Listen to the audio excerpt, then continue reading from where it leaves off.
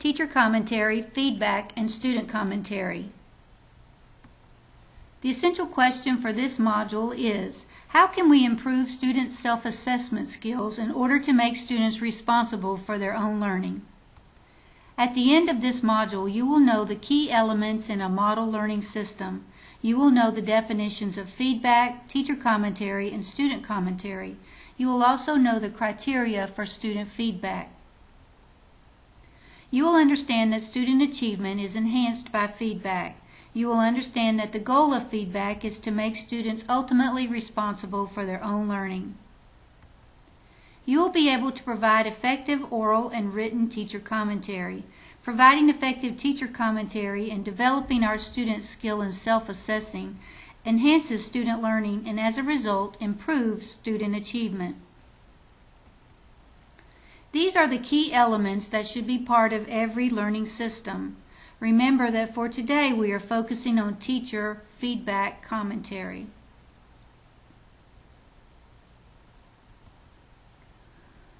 What do we mean when we say feedback, teacher commentary, and student commentary?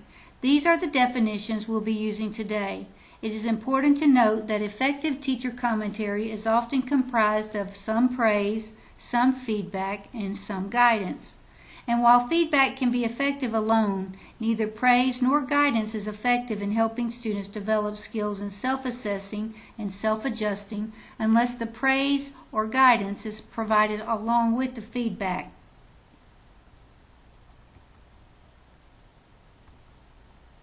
John Hattie is an educational researcher who has worked to determine which factors have the greatest impact on teaching and learning. Hattie looked at a few effects of computers and other technology, class size, and television viewing, just to name a few. He determined that the most powerful single moderator that enhances student achievement is feedback. Hattie concluded that a combination of goal setting plus feedback is most effective. The greater the challenge, the higher the probability of the student seeking, receiving, and assimilating feedback. Hattie also found that not all forms of feedback are effective. Feedback that has the most positive effect on learning includes reinforcement, corrective comments, remediation, and diagnosis.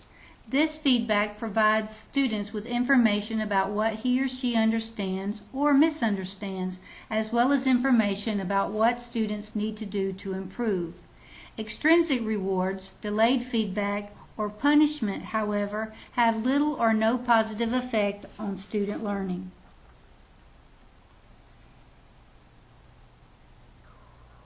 Remember that the ultimate goal of your feedback is to improve students' self-assessment skills in order to make them responsible for their own learning. Excellent feedback is timely, user-friendly, descriptive, consistent, expert, accurate, honest, ongoing, and of course derived from the standards. Grant Wiggins states that any task designed to allow students to demonstrate understanding, any task worth doing, cannot be done properly the first time. Wiggins asserts that learning cannot take place without lots of tries and lots of errors. Furthermore, he believes that students can't learn to be successful without feedback.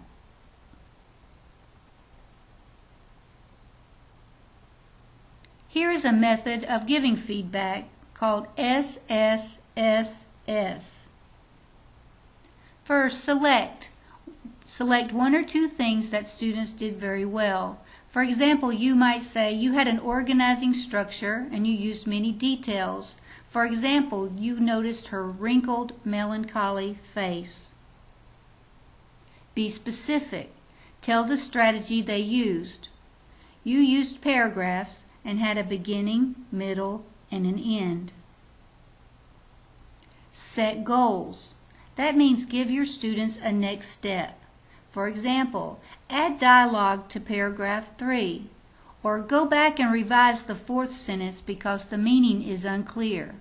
Or watch your spelling of your and your. You're using the two words incorrectly. And always your feedback is standards-based. The standards are always referenced. For example, you were able to compare and contrast life in the New England, Mid-Atlantic, and Southern colonies. Based on his work in schools, Wiggins concludes that teachers often tell students what to do or how to change something too soon and too often.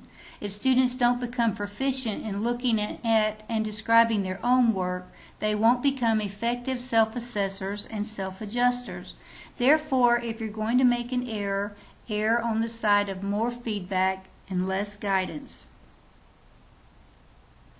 Another thing to remember about oral teacher commentary is that it is private and specific to a particular student's learning needs.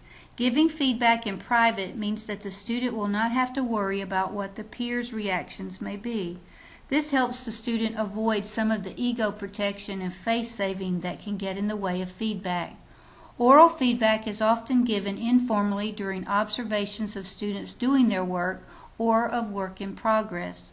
Oral feedback is also appropriate as a formal response to finished products completed by young children or for students of any age during conferences when feedback leads to a conversation between teacher and student. Oral feedback is often a matter of opportunity of observing students' readiness to hear it. A student on the way out the door home may not be thinking about the assignment you want to discuss. He may be focused on games he wants to play or students he wants to talk with. Be mindful of when your own opportunities occur too. You can't talk to one student when you're supposed to be addressing the whole class. Here are some of the most common ways to deliver oral feedback to an individual student.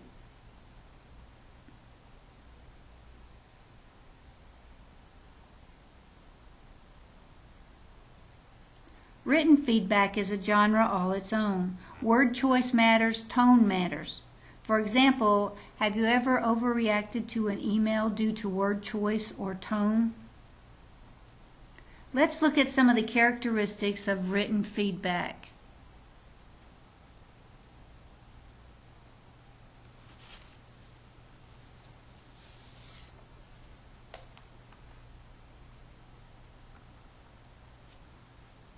Let's give some feedback on some commentary. This is an example of good feedback if the student needs this information about what paragraphs should contain. This comment affirms and describes achievement in terms of the criteria for the assignment. It communicates to the student that the teacher noticed specific features and tied them to the criteria for good work. This comment could be used in combination with any constructive criticism that might follow. There's no specific feedback here, it's just a general comment. Will the student even know if the teacher read the assignment? This comment asks for reflection on the success of the solution. This is the problem-solving step the student did not reach at all. This implies that the student is competing with others and that the reason the work is poor is that the student did something bad. The student ends up feeling judged and not motivated to improve. This comment selects an unusual positive feature of a good report, notices that this must have been an original idea, and asks the student to reflect on how he or she came up with that idea.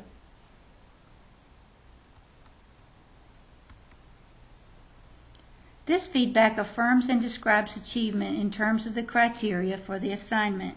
It communicates to the student that the teacher noticed these specific features and tied them to the criteria for good work.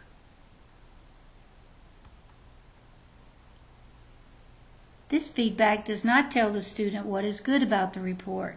It also rewards the student by changing an unrelated assignment.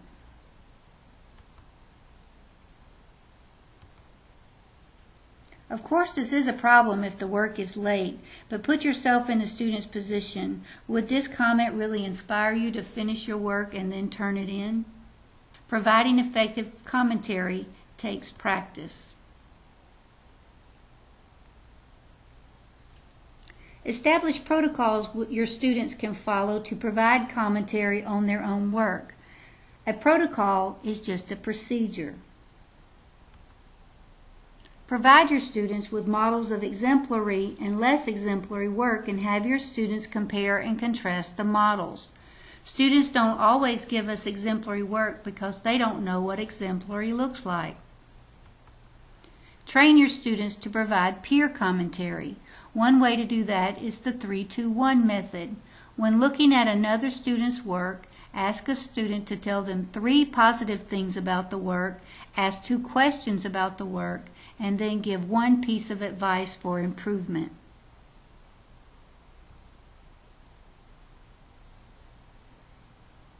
This is called the DNA protocol that you might use with your students. Students can ask themselves, what have I discovered today? What do I still need to know? What action do I take now? Providing effective teacher commentary and developing our students' skills in self-assessing and self-adjusting enhance student learning and, as a result, improve student achievement. These are the results of an effective feedback self-assessment system. Students will begin to seek feedback on their own. Student performance will improve quickly, and best of all, what was once considered extraordinary performance will become the norm.